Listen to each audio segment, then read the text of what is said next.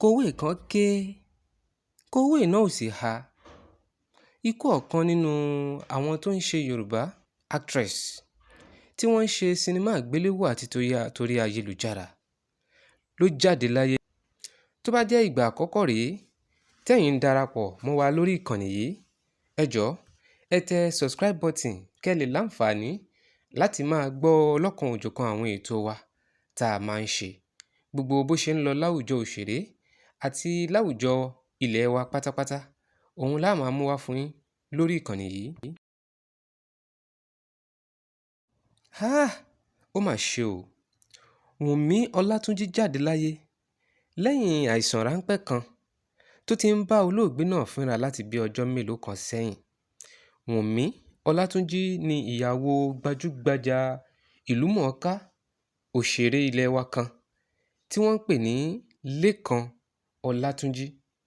Lekan Olatunji jẹ́ ìlúmọ̀ọ́ká tó sì jẹ́ àgbà nínú ká ṣe sinimá orí ayélujára àti ti àgbéléwò ní ilẹ̀ wa.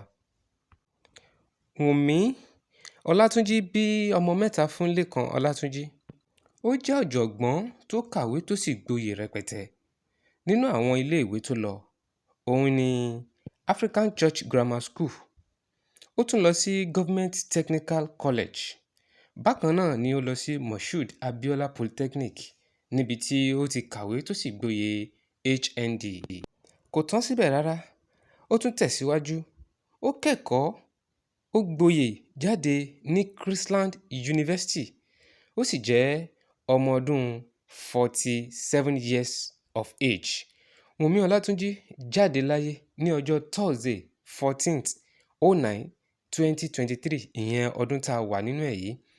Wùnmí Ọlátúnjí, may your soul rest in perfect peace. Ọkọ rẹ, ọmọ rẹ àti ẹbí ni wọ́n ń dárò lẹ́yìn rẹ̀.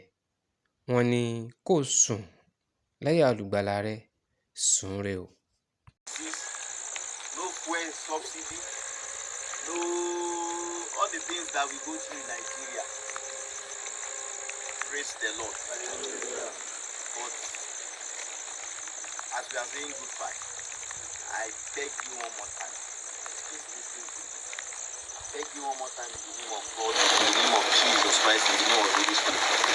Don't let us leave this place without thinking about our husband, our parents, and our boys.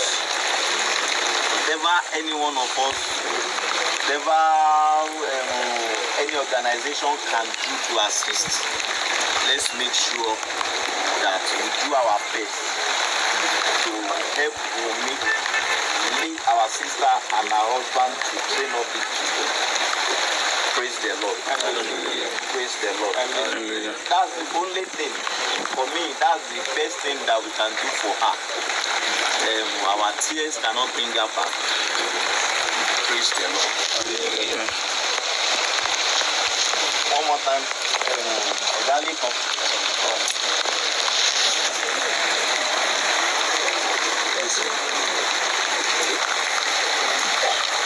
This is not fine.